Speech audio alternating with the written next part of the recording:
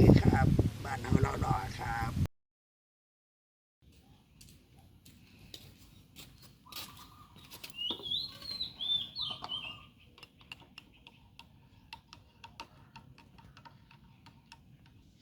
หัวจักว่าหวด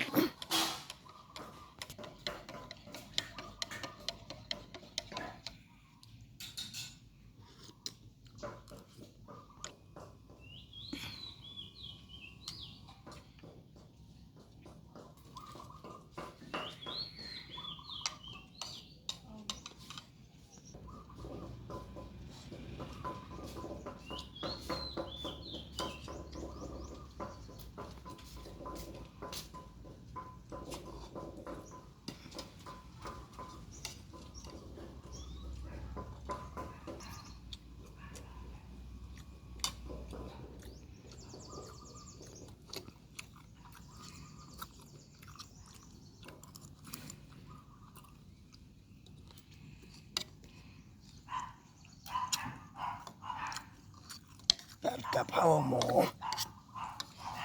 หมูชิ้นกินก่อนไปโรงเรียนครับแซ่บครับแซ่บพอแซ่บก็ต้องแซ่บนะครับกินข้าวเช้าไปโรงเรียนครับ